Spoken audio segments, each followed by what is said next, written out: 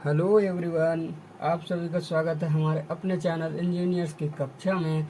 और previous lecture में हमने देखा था किरचॉफ्स लॉ के बारे में कि किरचॉफ्स लॉ क्या होता है, और किरचॉफ्स लॉ के टाइप्स भी हमने देखे थे कि हमारे दो टाइप्स का होता है।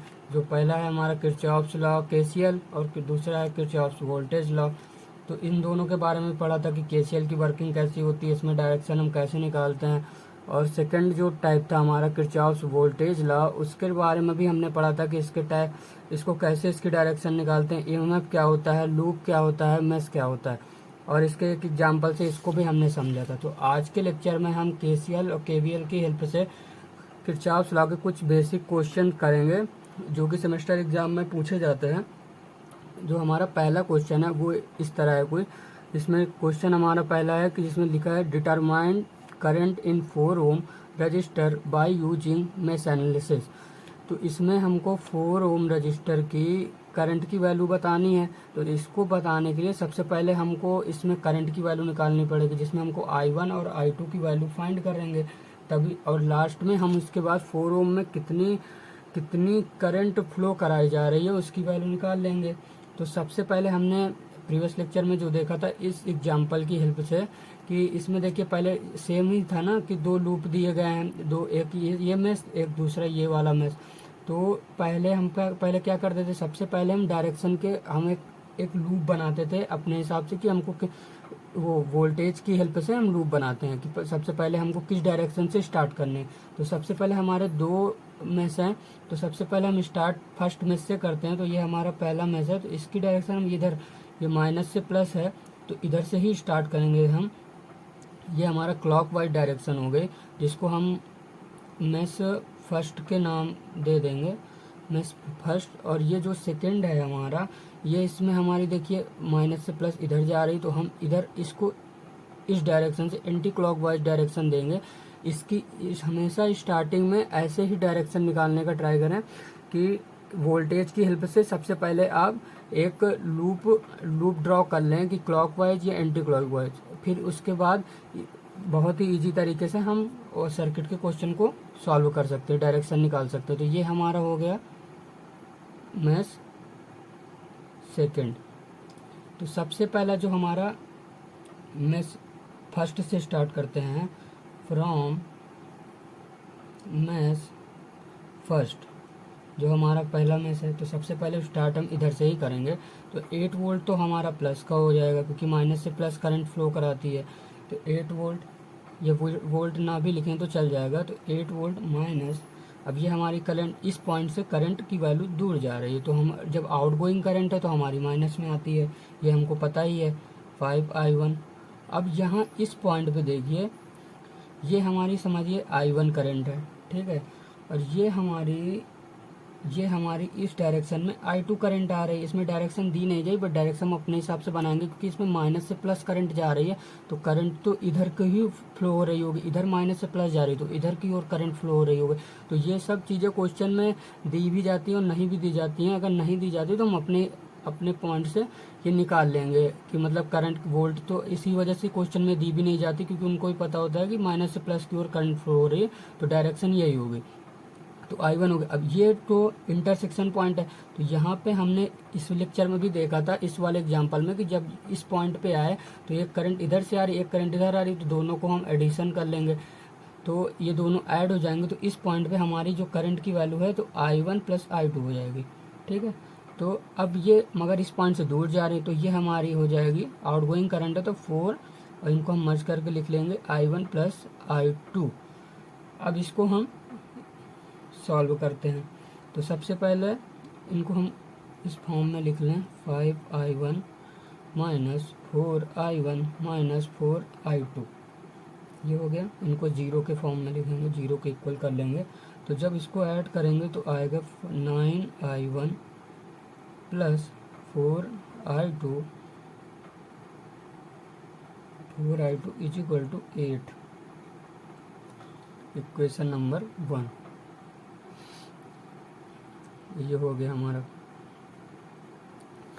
अब सेकेंड मैश लेते हैं, फ्रॉम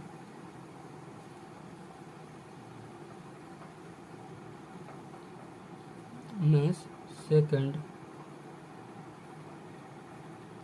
फ्रॉम में सेकंड में, तो इसमें तो हमारी डायरेक्शन क्या है, एंटी क्लॉकवाइज है, तो माइनस से प्लस की ओर जा रही है। तो इसमें हम स्टार्टिंग कहाँ से करेंगे, ये सॉरी यहाँ पे 4 वोल्ट का रजिस्टर भी लगाया गया है, तो माइनस से प्लस की ओर जा रही है, तो स्टार्टिंग भी हम यहीं से करेंगे। तो माइनस से प्लस में जा रही है, तो 4 वोल्ट माइनस। अब यहाँ पे एक चीज़ ये देखने वाली है कि हम इनको इस तरह लिख सकते हैं, क्योंकि 2 ओम और 6 ओम हमारे किस फॉर्म में है, सीरीज फॉर्म पे दिए गए हैं ना। ये दोनों हमारे किस फॉर्म पे हैं, सीरीज फॉर्म पे लगाए गए हैं, सीरीज सर्किट पे लगाए गए हैं। सीरीज सर्किट हमने पढ़ा ही है, सीरीज सर्किट में हम क्या करते हैं, दोनों ही रजिस्टर को ऐड कर देते हैं। तो इनको हम ऐड करके लिखते हैं, और ये हमारी कौन सी करंट है, हमारी I2 करंट है। कौन सी है, I2। तो इसको हम लिख देंगे 8I2 माइनस, अब यहाँ पे आए तो ये फिर इसको हम इस तरह लिख लेंगे 4I1 plus I2 is equal to 0। अब इसको सॉल्व करेंगे तो हमारी वैल्यू आएगी 12I2 plus 4I1 is equal to 4। अब इसमें हम 4 को कॉमन ले लें, अगर कॉमन निकाल लें तो इसकी वैल्यू आएगी 3I2 plus I1 is equal to 1। Equation number 2। अब हम अगर इक्वेशन 1 एंड इक्वेशन 2 इन दोनों को सॉल्व करते हैं, तो इन दोनों को सॉल्व कर लीजिएगा, आप कैल्सी की हेल्प से भी कर लीजिएगा, क्योंकि एग्जाम में कैल्सी अलाउ होता है। तो इसमें I1 की वैल्यू हमारी निकालने पे आएगी 0.87 एम्पियर, और I2 की वैल्यू हमारी निकालने पे आएगी 0.04 एम्पियर। ये कैलकुलेशन पार्ट तो आपका ही है। अब हमारे क्वेश्चन में क्या पूछा गया था, determine current in 4 ohm resistor by using meshes. तो 4 ओम रजिस्टर के लिए हमको करंट की वैल्यू बतानी थी कि टोटल करंट कितनी होगी। अब हमारा 4 ओम रजिस्टर ये है, तो इसमें करंट कौन सी आ रही थी, I1 प्लस I2, दोनों की वैल्यू को ऐड करना था। तो वही इसमें भी करना है हमको। करंट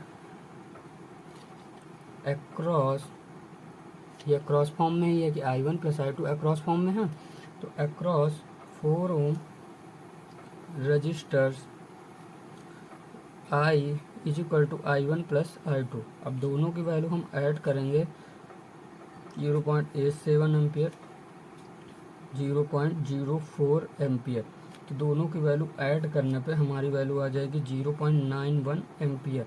यही हमारा आंसर होगा। इसमें बस डायरेक्शन ही, इक्वेशन ही बनाने में प्रॉब्लम होती है, बट जिस मेथड से मैं आपको बता रहा हूँ उस मेथड से आप चलेंगे तो बहुत ही इजी तरीके से आप डायरेक्शन निकाल पाएंगे और इक्वेशन बहुत ही इजी तरीके से बन जाएगी। अब एक क्वेश्चन और सॉल्व करते हैं। जो क्वेश्चन हमारा ये है, इसमें हमको फाइंड I1, I2 और I3 की वैल्यू निकालनी है। जो हमारी I1 है, I2 है और I3 की वैल्यू निकालनी है। I1, I2, I3 की वैल्यू निकालनी है। तो अब इसको निकालेंगे, कैसे निकालेंगे, तो अब इसको भी हम थोड़ा सा, ये क्वेश्चन लेंदी हो जाएगा, बट इसको धीरे धीरे हम स्टेप में सॉल्व करने की कोशिश करते हैं। तो सबसे पहले, अब जैसे प्रीवियस क्वेश्चन में हमने किया था कि सबसे पहले हम क्या करते हैं, सबसे पहले हम अपनी मेश बनाते हैं कि किस डायरेक्शन में हमको चार इक्वेशन की फॉर्म लिखनी है। तो सबसे पहले हम इसमें भी एक मेश बनाएंगे। तो सबसे पहले इसमें इक्वेशन करंट की वैल्यू ऊपर जा रही है माइनस से प्लस की ओर, तो इसमें हम ये डायरेक्शन बनेंगे कुछ इस तरह से। अब इसमें दो नई चीज़ें लगाई गई हैं जिसमें एम्पियर लगा दिए गए हैं, तो इससे कंफ्यूज नहीं होना, ना ही डरना है कि मतलब ये क्वेश्चन ज़्यादा कॉम्प्लेक्स हो गया। ये भी अभी मैं बता रहा, बहुत ही ईजी तरीके से हो जाएगा। अब इसमें इन दोनों में सबसे अच्छी चीज़ ये है कि इन दोनों की डायरेक्शन ही क्लॉकवाइज है, क्लॉकवाइज है दोनों की डायरेक्शन, ये भी ऐसे आ रही है, ये भी ऐसे आ रही। अब हम इसको वो पहले नंबर मैथ फर्स्ट से स्टार्ट करते हैं। मैथ फर्स्ट हमारा कहाँ से, इस पॉइंट से, मानिए 20 ओम से स्टार्ट करते हैं। तो ये हमारी करंट कौन सी फ्लो हो रही, 20I1। ये हमारी कौन सी हो रही, 20I2। अब इसमें एक चीज़ और देखने वाली बात है, जो ये हमारा इंटरसेक्शन पॉइंट है। अब इस क्वेश्चन में जो हमारा इंटरसेक्शन पॉइंट था उस पर एक करंट की I1 की वैल्यू इधर आ रही और I2 की वैल्यू भी इनकमिंग दोनों करंट थी। तो इनकमिंग जब करंट थी तो हमने दोनों को प्लस किया। अब लेकिन इस क्वेश्चन में ये देखने वाली बात है कि इधर भी I1 की वैल्यू इनकमिंग तो है, बट I2 की वैल्यू आउटगोइंग करंट है इस पॉइंट से, तो इसमें हम वैल्यू माइनस कर देंगे। तो इसमें आएगा I1 माइनस I2, ये हो गया। अब इक्वेशन लिखते हैं, तो यहाँ से स्टार्ट करते हैं। तो सबसे पहले आएगा 20 I1 प्लस, अब यहाँ पे है तो 15 I1 माइनस I2, अब यहाँ पे है प्लस से माइनस जा रहे हैं तो माइनस पे लिखते हैं ना, 10 प्लस, अब इसके पास है तो 60। अब इसको एक चीज़ और मतलब इसमें पॉइंट ये देखने वाला है, इसमें 0.5 एम्पियर की वैल्यू दी है जो ऊपर की डायरेक्शन, तो इसको हम 60 ओम के साथ ही मर्ज करके लिखेंगे, क्योंकि ये हमारी कौन सी करंट है, I1 करंट है, फ्लो हो रही है, I1 करंट ही है, फ्लो हो रही है, I1 माइनस I2, I3 तो नीचे जा रही, तो I1 भी पूरे में फ्लो हो रही, तो इसको हम इस तरह लिखेंगे 60 I1 minus 0.5 is equal to 0। अब 0.5 माइनस में क्यों लिखा, क्योंकि ये करंट हम जब ऐसे लेके आए तो माइनस से प्लस की ओर जा रही है, इसमें तो एम्पियर लगा है, वोल्टेज नहीं लगा है। जो वोल्टेज तो हमारा प्लस से माइनस है तो उससे हम डायरेक्शन निकाल लेते हैं, लेकिन जो वैल्यू ऊपर जा रही है, जब हमारा लूप ऊपर जा रहा है तो इसके साथ जब ऊपर जा रही है तो ये माइनस में आएगी, क्योंकि ये इस पॉइंट से दूर जा रही है, इस पॉइंट से दूर जा रही है, तो इसकी वजह से 0.5 एम्पियर हमने माइनस में लिया है। और ये I1 ही डायरेक्शन, I1 ही करंट फ्लो हो रही है। तो अब इसको हम थोड़ा सा सॉल्व करके लिख देते हैं, इनको सॉल्व करेंगे तो आएगा हमारा 95 I1 माइनस 50 I2, इसको थोड़ा सा I2 इज इक्वल टू 40। अब इसमें हम 5 कॉमन ले लेते हैं, तो वैल्यू हमारी आएगी 19 I1 minus 3 I2 is equal to 8। Equation हमारी बन गई पहली। अब हमको दूसरा लूप सॉल्व करते हैं।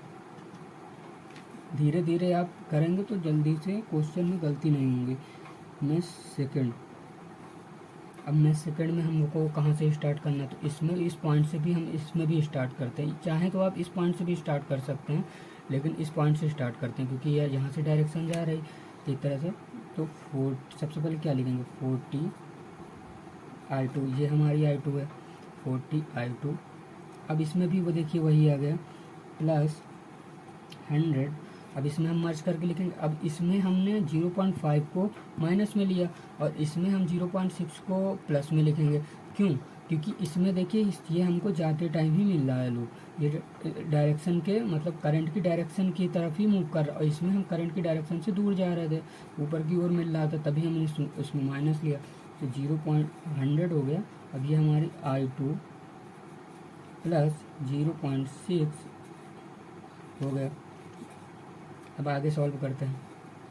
आगे सॉल्व किया तो अब ये हमारा माइनस से प्लस जा रहे हैं तो प्लस में आएगा 10 प्लस, अब ये हमारा 15 I2 माइनस I1 आ गया।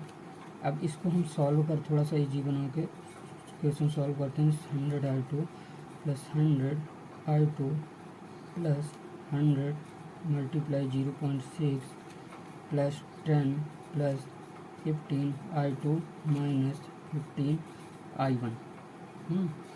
अब इसको हम सॉल्व करेंगे तो इसमें हमारी वैल्यू आएगी 155 I2 minus 15 I1 is equal to minus 70।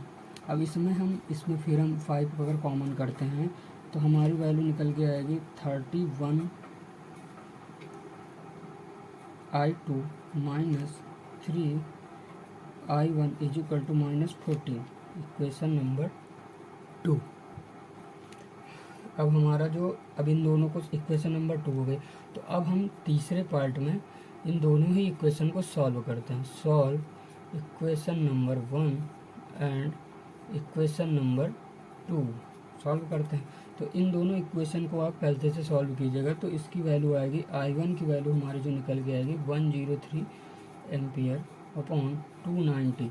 तो इसकी वैल्यू हमारी कितनी, अगर सॉल्व करें तो कितनी आएगी, अप्रॉक्स आएगी इसकी वैल्यू 0.355 एम्पियर, 0.335 एम्पियर आ जाएगी।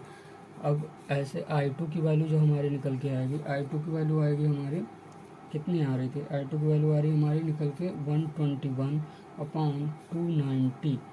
इसकी वैल्यू अगर निकालेंगे तो -0.4127 एम्पियर। अब हमको क्वेश्चन में क्या पूछा था कि I1 I2 I3 की वैल्यू निकालनी है। I1 की वैल्यू निकाल ली, I2 की वैल्यू निकाल ली। अब चौथे में पॉइंट में हम I3 की वैल्यू निकालेंगे। तो अब I3 की वैल्यू कैसे निकाल, I3 हमारा कौन सा पॉइंट था, यहाँ से हमारी ये करंट जो मूव कर रही थी वो हमारी ये डायरेक्शन में, ये हमारी I3 करंट थी।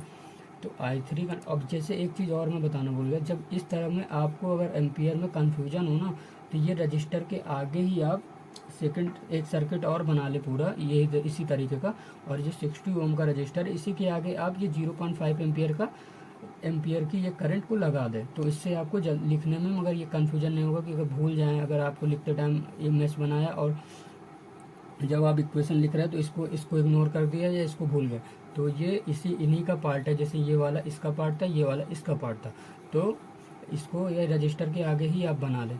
तो अब हम अपने क्वेश्चन पे लौटते हैं। तो हमको I3 की वैल्यू निकालना। अब I3 हमारा कहाँ से मिलेगा, I3 ये पॉइंट से जा रहा, तो I3 इक्वल टू हमारा ये हो जाएगा I1 माइनस I2, क्योंकि यही तो ये नीचे की डायरेक्शन की ओर मूव कर रहा है, तो I3 के इक्वल होगा।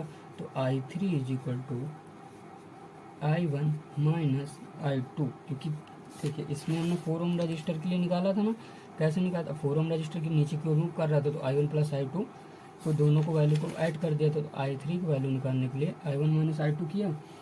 अब हमारी I1 की वैल्यू क्या थी, 0.355 एम्पियर, माइनस माइनस प्लस हो जाएगा ये, क्योंकि ये हमारी वैल्यू माइनस में ही थी, तो 0.4127 एम्पियर। अब दोनों को अगर ऐड करेंगे तो हमारी वैल्यू आएगी 0.772 एम्पियर। यही हमारा I3 की वैल्यू होगी और आंसर भी। अब मुझे नहीं लगता अगर आपको सर्किट के क्वेश्चन में आपको कोई प्रॉब्लम होनी चाहिए, बट मैं नेक्स्ट लेक्चर में एक क्वेश्चन और करा दूंगा इसका। अगर आज के लेक्चर में इन दोनों क्वेश्चन में अगर आपको कोई भी डाउट लग रहा हो तो आप मुझे कमेंट पे मैसेज करके पूछ सकते हैं, और इसके ज़्यादा कोशिश कीजिए, इसके ज़्यादा से ज़्यादा क्वेश्चन की प्रैक्टिस करें, तभी ये आपको एकदम मतलब इक्वेशन निकालने में आपको एकदम प्रॉब्लम होगी ही नहीं। एक बार में आप देख कर ही डायरेक्ट, जैसे हम लोग ये लिख रहे थे, ये मैश बनाना पड़ रहा था, ये इनकी डायरेक्शन लिखनी I1 I2 ये एरो बनाने पड़ते हैं, तो ये बनाने की ज़रूरत ही नहीं पड़ेगी, आप डायरेक्ट ही लिख सकते हैं। Thank you so much.